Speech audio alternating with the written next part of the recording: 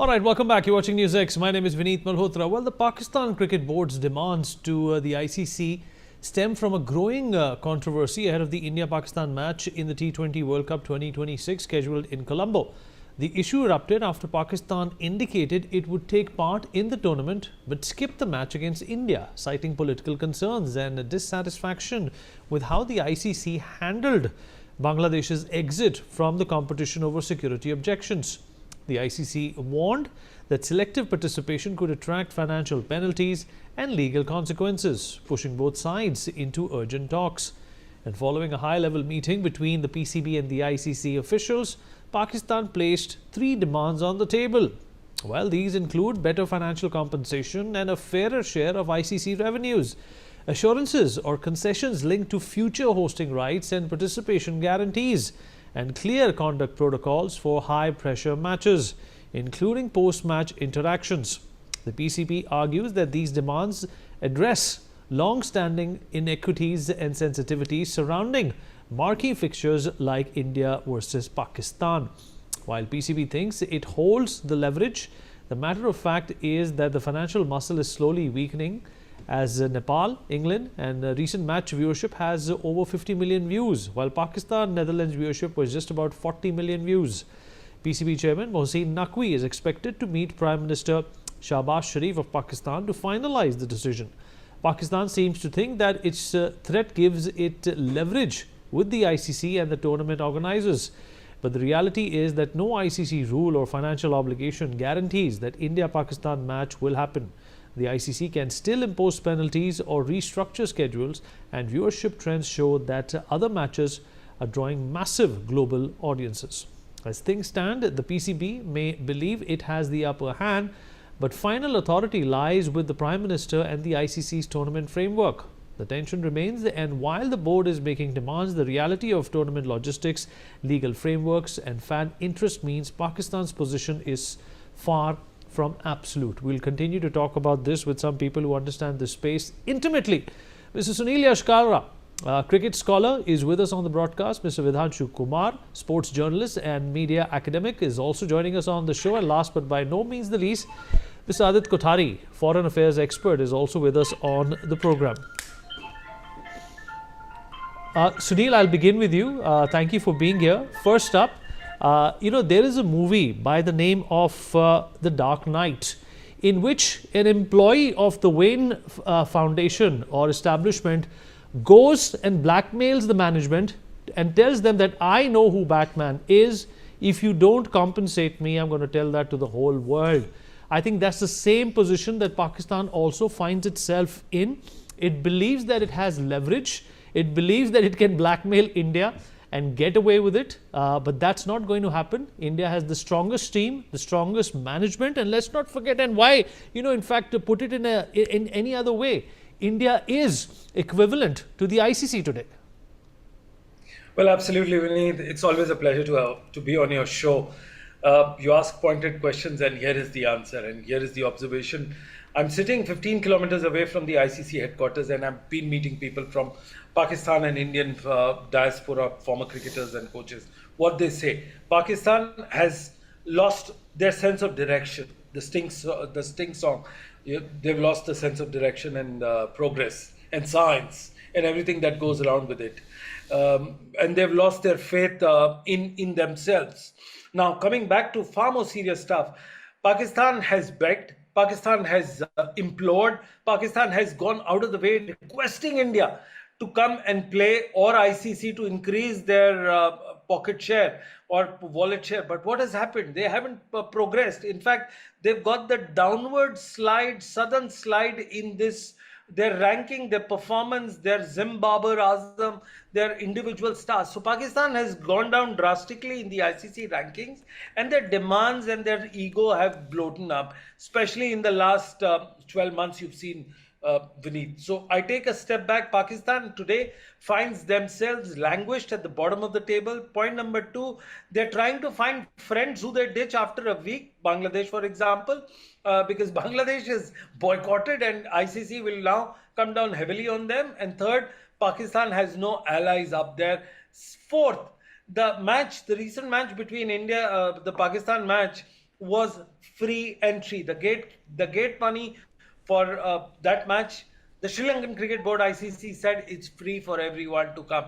Just imagine, here you don't get tickets for India-Pakistan. 20% of the revenue comes from the India-Pakistan clashes, and guess what?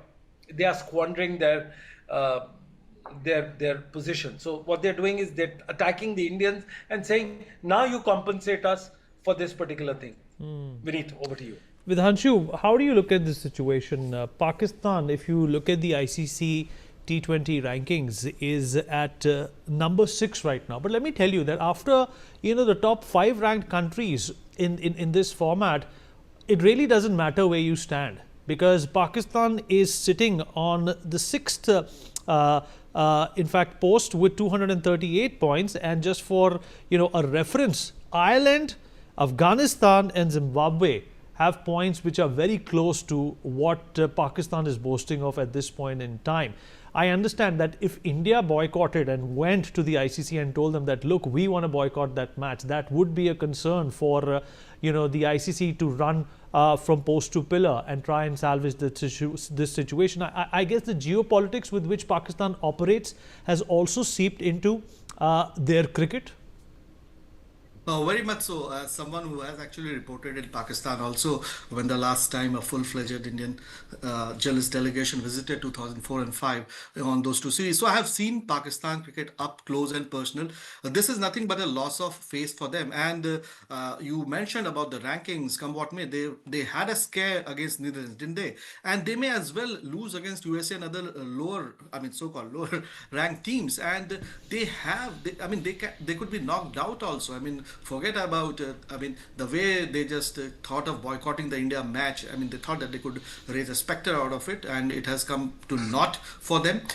Talking about the geopolitical, it is a loss of face for Shehbaz Sharif, the Pakistan Prime Minister, very much so. And look at the cunningness. You mentioned about the famous movie, and look at the cunningness within the management also. Here is a PCB chairman who reports also is a minister in the Pakistan government. I suppose the interior minister, he reports to the Prime Minister. But the loss of face will happen via the Prime Minister.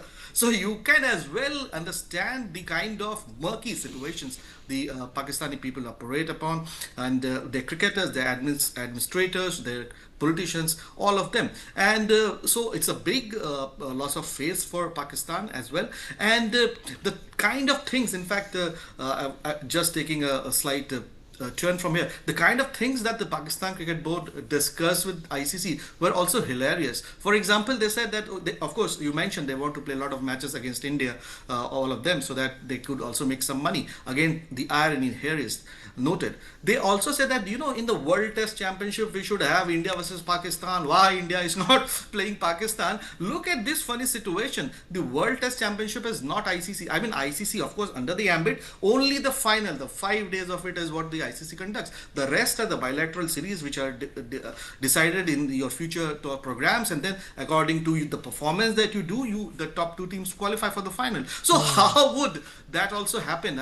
Asking. So such kind of silly, hilarious things that they have been putting up at the ICC, and ICC held a gun at them and said, see, you have to give your decision in 24 hours. You don't have much time. You don't have time to haggle around like this. You have to decide in the next 24 hours, and only then maybe you will have a kind of face saver if you want to. And of course, all those things that they can lose if they actually go ahead, which of course was an empty threat.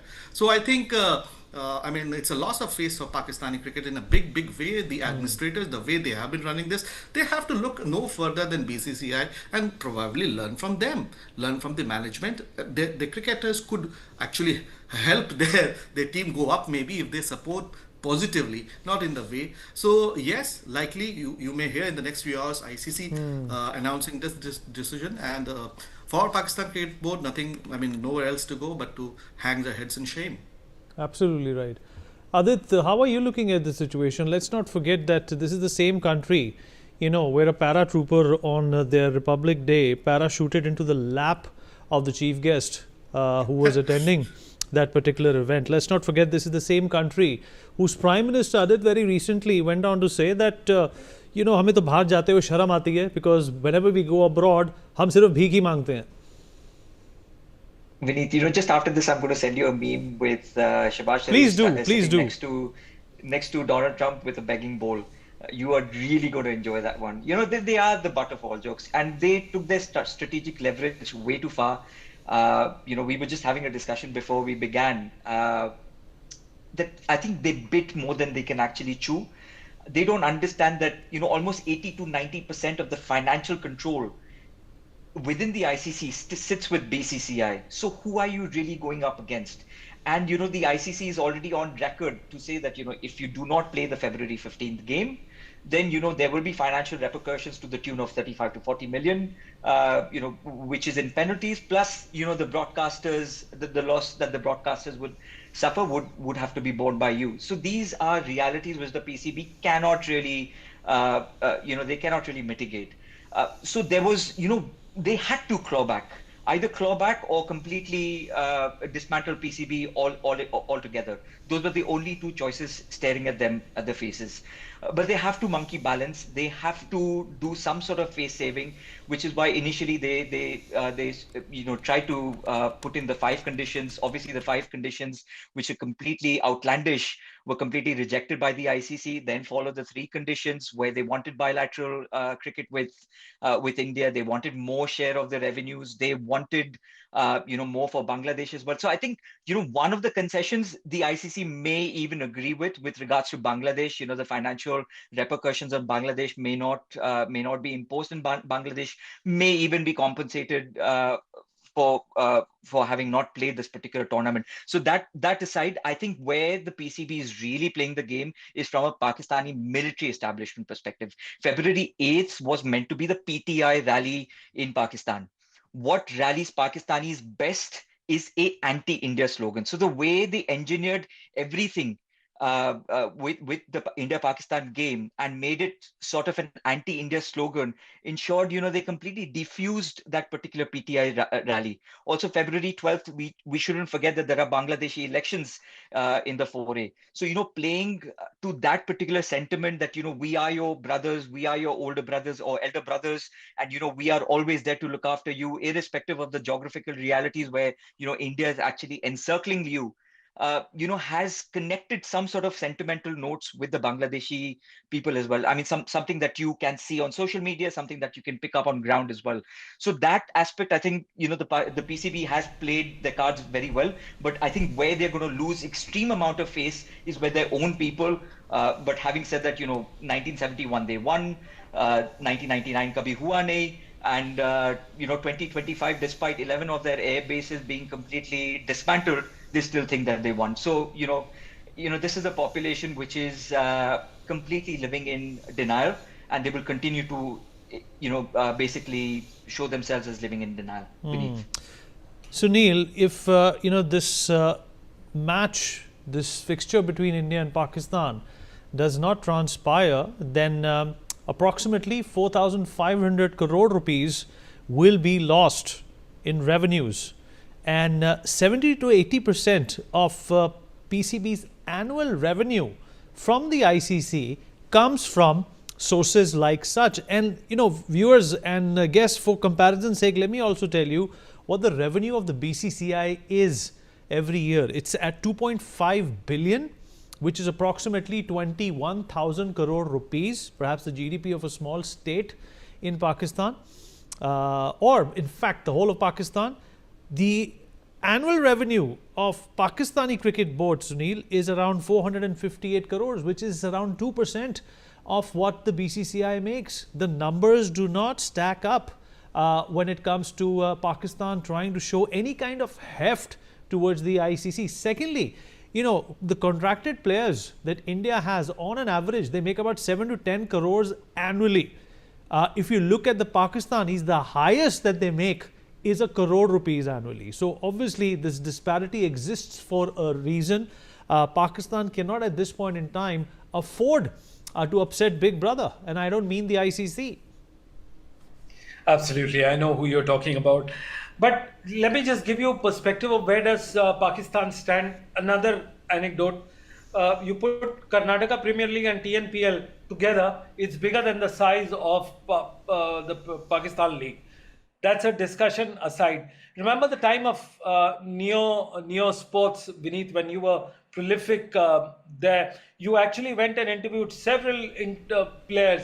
At that point of time, players had the cerebral value, they had the understanding, and they stood for a cause. And here, I mean, you only have a player, let's not talk even about Zimbabwe Azam, who only makes runs there, but take a step back. I mean, they got the entire thing wrong. How can you expect your opponent to shake hands and then complain about him or the team to ICC? Because it's not written in the law. They don't understand law and obligation. Point number two, they got something really wrong. In 1979, Sri Lanka opted out not to play for the first time against ICC because they didn't want to play Israel for the World Cup tournament qualifiers. Of course, they qualified 1979, but I mean, they had the choice. 1996, Australia didn't want to play. West Indies didn't want to come there because And look what happened to the Sri Lankans when they decided to play in Pakistan. They were attacked by terrorists. Absolutely. Now, this is what has happened. Now somebody in ICC actually wrote that letter to the Sri Lanka to issue it further. I have a fair knowledge on that letter, which implored them to reciprocate in the manner like Sri Lanka did that. And now, just imagine, they are asking for compensation. They're demanding tournament. How can you demand a tournament? It's like Yuki Bamri saying that I want to play with Novak Djokovic. If you don't get me to play with him, I'm going to not listen to you. I mean, it happens well in the Davis Cup because the World Cup happens in India and Davis Cup is like a national to national thing. But individually, it's a laughable matter that this is what has happened. They brought it down to a Saas Bahu serial. Now the sister-in-law will say this, they will say that. Oh my God, they've bought disrepute. I mean, now wait for the problems. They will go back with a face-saving thing saying that our victory. Even if they get imposed hefty fines, they'll say, oh, dekha, hum jeet gaye. This is not the way how cricket boards operate. Unfortunately, boards have been taken over by politicians and politicians are calling the shots for their own elections and electoral